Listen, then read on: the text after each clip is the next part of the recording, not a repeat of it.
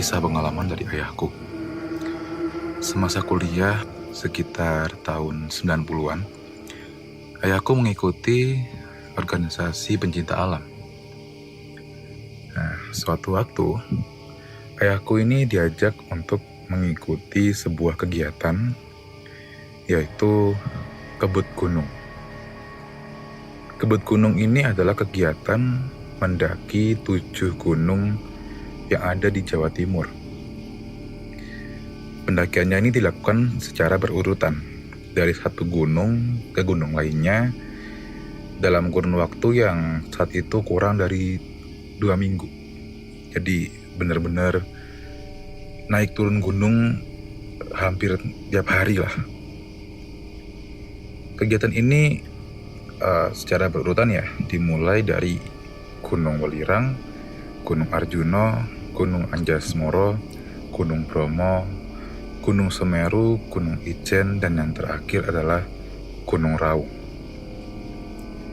Sayangnya, ayahku tidak berhasil mendaki gunung yang ketujuh, yaitu Gunung Raung, karena sebuah kejadian. Rombongan pendaki awalnya berjumlah 30 orang.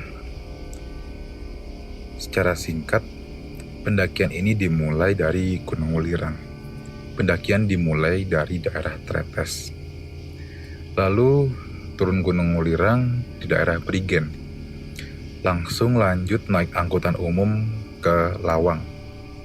Lanjut mendaki ke Gunung Arjuna.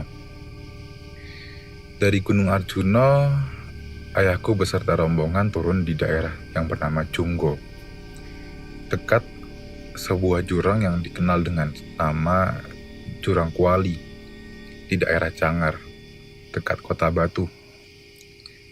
Ada satu kejadian sih di Gunung Arjuna, yaitu di malam ketika ayahku sedang mendaki menuju ke arah puncak. Di salah satu pos yang ada di Gunung Arjuna, penjaga pos itu mencegat ayahku yang hendak lanjut mendaki. Penjaga itu memperingatkan untuk berhenti dulu di pos, menginap sampai pagi, karena di depan ada pasar setan. Rombongan pun menurut, dan semuanya mendirikan tenda di sekitar pos. Benar saja, saat malam hari terdengar suara keramaian di jalur yang menuju ke arah puncak. Suaranya seperti pasar yang sangat ramai. Ya, untung saja saat itu ayahku tidak bandel dan melanjutkan perjalanan menuju ke arah puncak malam itu juga. Singkat cerita, setelah turun dari Gunung Arjuna di daerah Cangar, ayahku lanjut menuju ke arah Malang, menuju ke arah Gunung Bromo. Nah, di perjalanan menuju Gunung Bromo ini, rombongan berjalan dari pos menuju ke lautan pasir berbisik, dan mereka menuju ke kawah Gunung Bromo. Dari situ perjalanan berlanjut menuju Gunung Semeru, dan mereka mendaki sampai puncak Mahameru. Selanjutnya rombongan melanjutkan ke Gunung Ijen. Nah, sebenarnya Gunung Ijen dan Gunung Raung ini lebih dekat Gunung Raung dari Gunung Bromo ataupun Semeru. Karena dari turun Semeru itu turun ke Kabupaten Lumajang. Nah, dari Lumajang ke Gunung Raung ini lebih dekat daripada dari Lumajang ke Gunung Ijen. Tapi entah leadernya itu mengajak untuk ke Gunung Ijen terlebih dahulu. Akhirnya semuanya ngikutlah ke Gunung Ijen dulu, baru ke Gunung Raung. Sampai Gunung Ijen, turun kembali ke Situbondo. Rombongan ini memutuskan untuk beristirahat dulu dengan cara berkunjung ke Alas Purwo. Alas Purwo ini ada di Banyuwangi ya. Ini pun dari 30 orang tadi ya yang berangkat dari Surabaya. Selama perjalanan ada yang protol, istilahnya pulang beberapa satu persatu sampai akhirnya ketika turun Ijen itu tinggal 12 orang. Jadi dari 30 orang hanya tersisa 12 orang saja. Nah, semuanya akhirnya berkunjung ke Alas Purwo untuk berlibur, istirahat sejenak, menikmati keindahan Alas Purwo. Meskipun Alas Purwo ini dikenal dengan sebuah hutan yang menyimpan berbagai misteri. Tapi memang karena perjalanan yang berat, naik turun gunung dengan jeda saat naik angkutan ya, saat naik kendaraan menuju gunung berikutnya, rombongan ini memang banyak yang kecapean. Daripada memaksakan langsung ke Gunung Raung, mereka semua memutuskan untuk istirahat dulu di Alas Purwo. Di Alas Purwo, rombongan ini beristirahat dulu di Pantai Triangulasi, lalu lanjut ke Pantai Pancur. Nah, Pantai Pancur ini dinamakan seperti itu ya karena di pantai ini ada air terjun yang mancur, airnya itu tidak terlalu tinggi terjunnya. Jadi seperti pancuran yang digunakan biasanya di tempat pemandian gitu. Jadi pantai ini disebut Pantai Pancur. Dan air yang mancur tadi itu juga berasal dari sebuah kolam air tawar yang nggak jauh dari pantai, ya mungkin sekitar beberapa puluh meter lah, 20-30 meter mungkin kata ayahku. Nah, kolam Pancur ini airnya bening dan di dalamnya ada banyak ikan kecil-kecil berwarna-warni. Entah ikannya itu ikan apa ya, aku juga nggak tahu. Tapi memang indah gitu, kolamnya jernih, ada ikan-ikannya. Nah, di dekat kolam Pancur ini ada sebuah gubuk. Di gubuk itu tinggal kakek, nenek, dan seorang anaknya.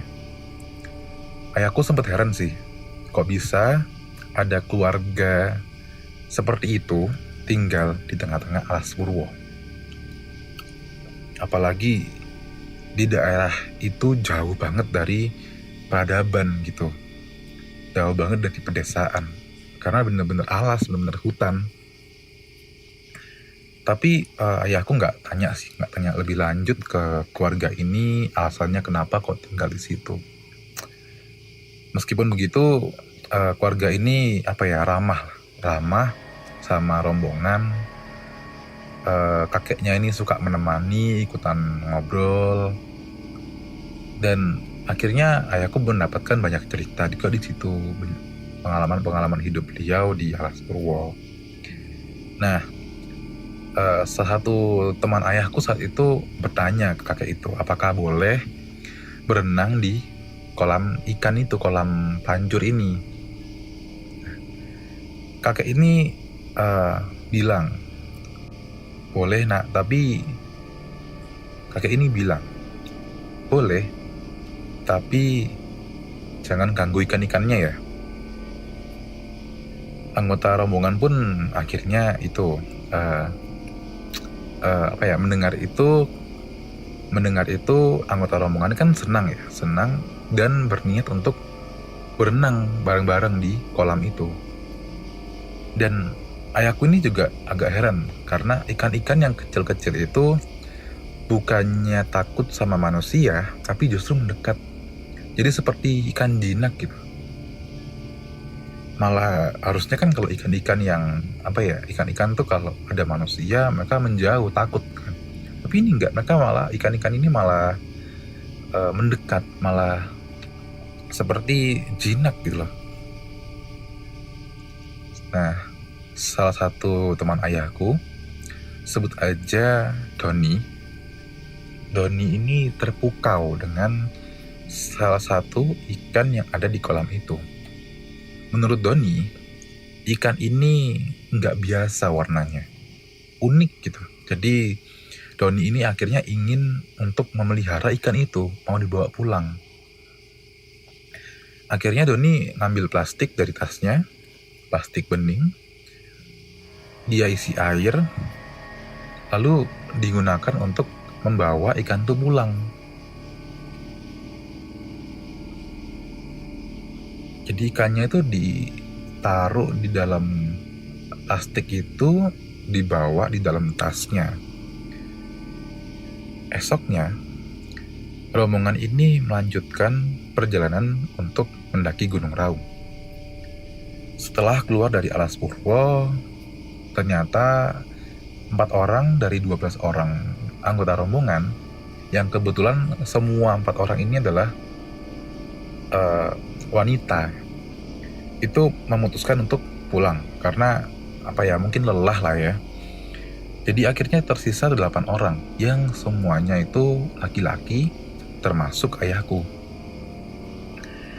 Rombongan yang tersisa ini melanjutkan pendakian menuju Gunung Raung. Perjalanannya dimulai dari pagi hari dengan niatan untuk ketika sampai di Gunung Raung, di puncak ya, gak sampai puncak sih sebenarnya, mereka ingin melihat matahari terbenam.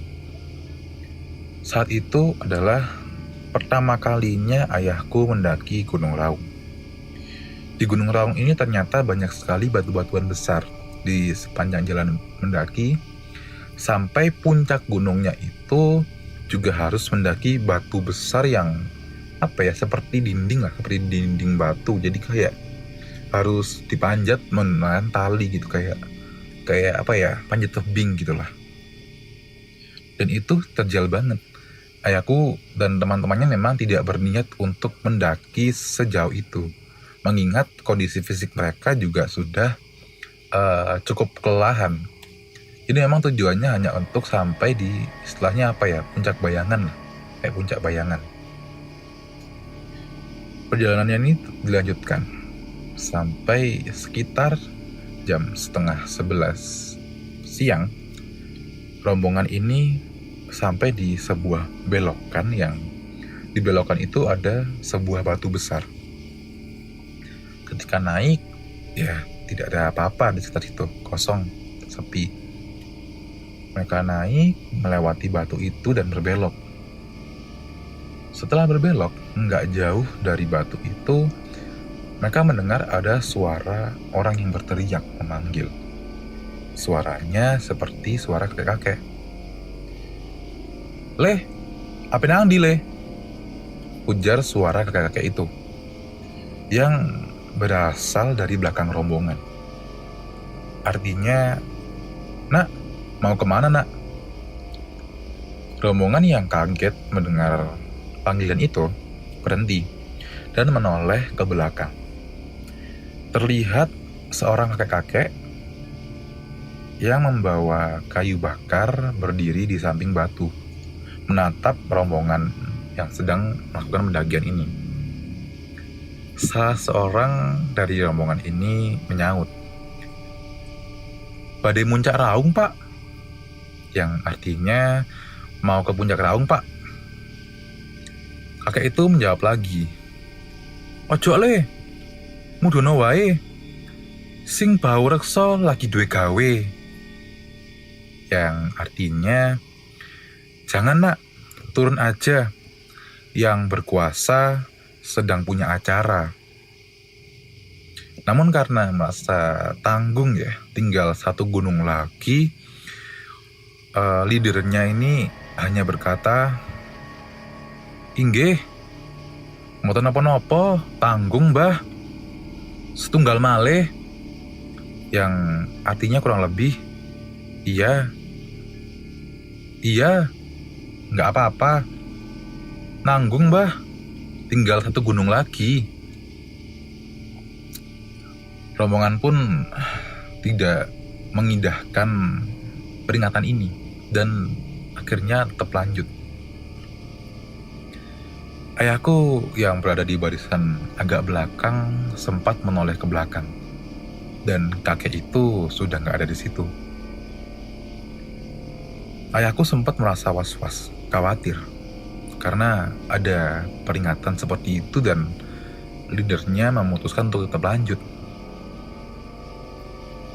Namun ya karena benar-benar nanggung sih, tinggal 1 gunung lagi dan acara ini sukses gitu. 7 gunung berhasil dilalui dalam kurun waktu kurang dari 2 minggu.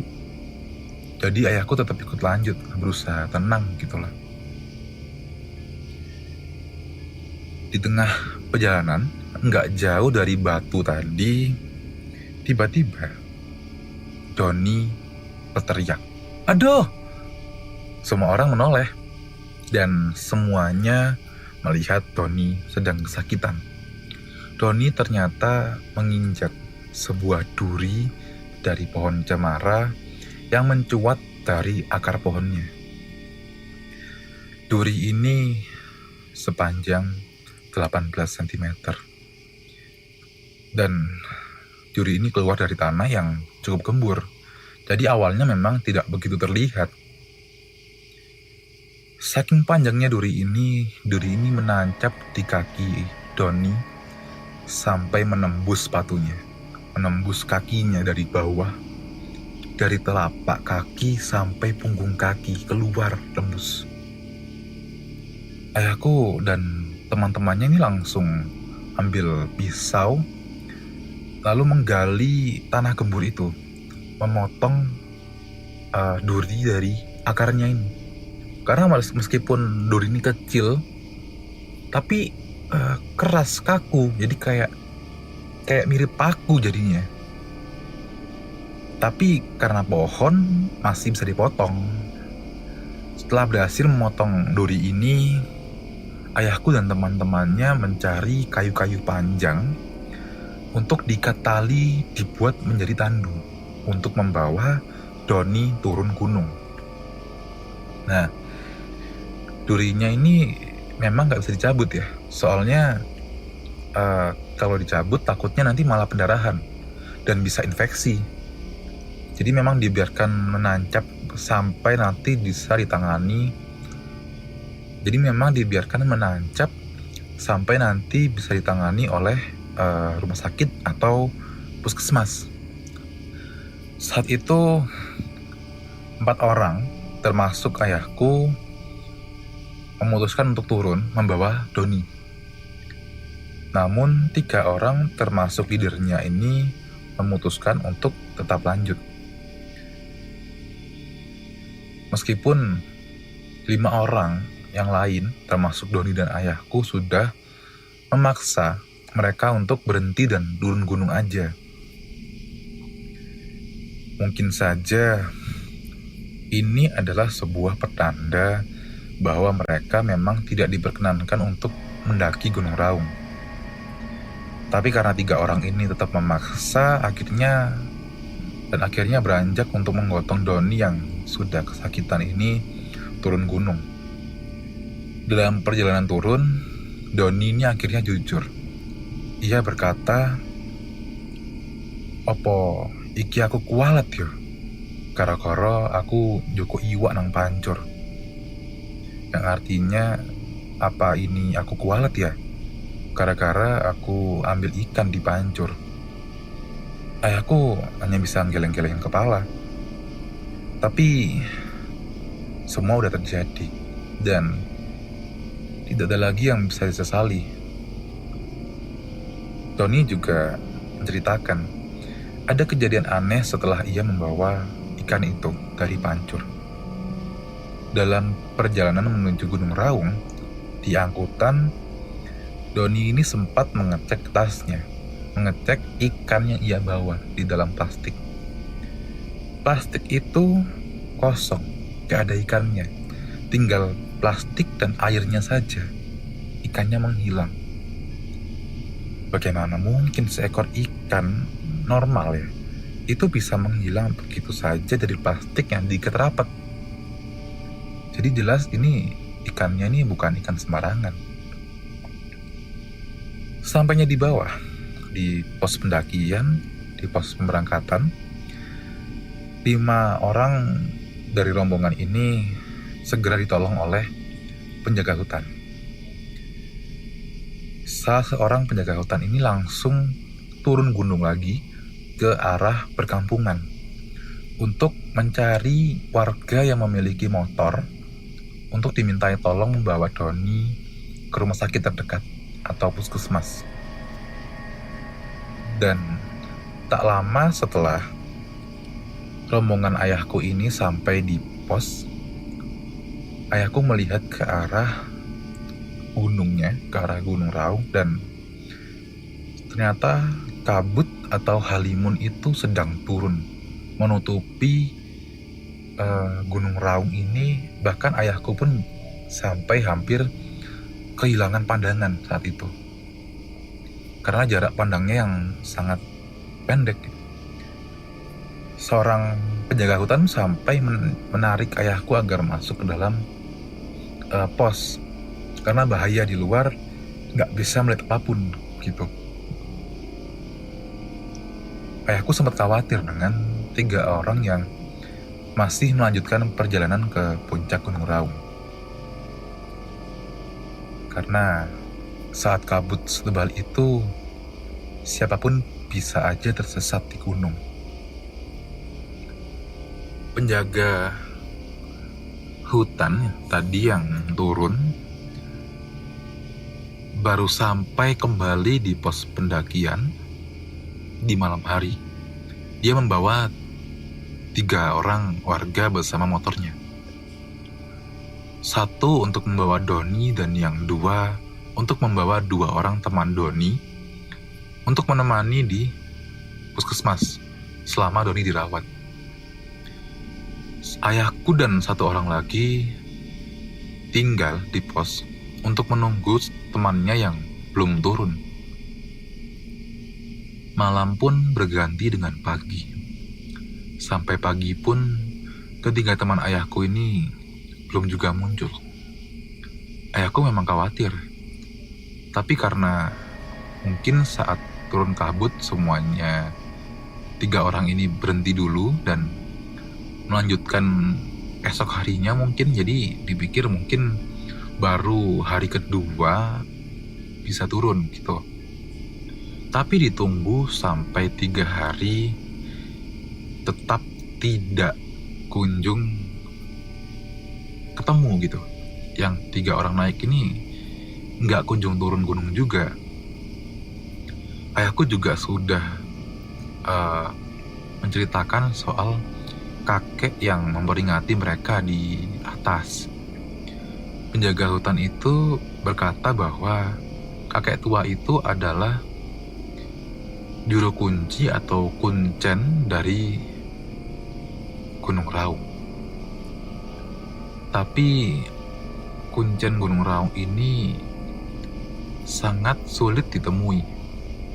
Katanya bahkan ketika dicari di rumahnya pun belum tentu bisa ketemu.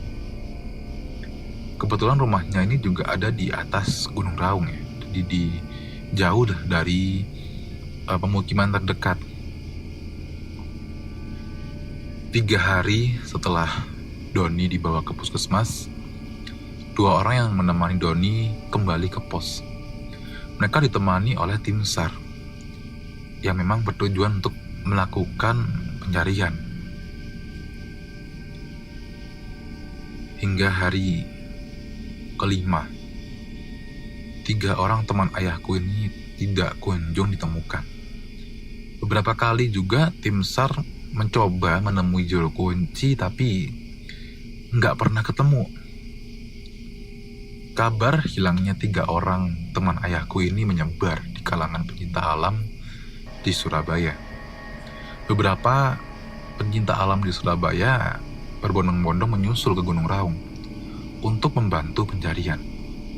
Ayahku masih bertahan di Gunung Raung, membantu pencarian dan membantu di pos untuk menyediakan makanan dan logistik untuk tim pencari. Sebenarnya kondisi fisik ayahku juga sudah cukup drop saat itu, sudah kelelahan. Tapi karena Khawatir dengan teman-temannya, ayahku masih bertahan. Ketiga temannya yang lain bersama Doni sudah pulang duluan. Karena kondisi Doni yang memang harus dirawat di rumah sakit yang lebih mumpuni begitu. Hingga 5 hari kemudian, akhirnya ayahku diminta teman-teman yang lain untuk pulang, mengingat kondisi fisik ayahku yang benar-benar sudah kelelahan. Sampai hari ini, 3 orang teman ayahku itu tidak pernah ditemukan. Pencarian dihentikan setelah beberapa hari setelah ayahku pulang. Dan ketiga teman ayahku ini dianggap meninggal saat pendakian. Penjelasannya, ketiganya mungkin tersesat saat pendakian akibat turunnya kabut. Dari cerita ini, aku sadar bahwa kita, manusia, benar-benar kecil di dunia ini. Kita tidak ada apa-apanya dibandingkan alam semesta yang sangat luas dan penuh dengan misteri ini. Sebuah pesan yang harus aku sampaikan bagi para pendengar yang mungkin hendak mendaki gunung atau menjelajahi alam. Patuhilah aturan-aturan yang ada. Selalu berhati-hati. Jangan lupa berdoa. Saling bantu, bahu-membahu dalam segala kesulitan. Semoga kita semua diberi keselamatan oleh Yang Maha Kuasa. Aku Nocha, terima kasih sudah mendengarkan.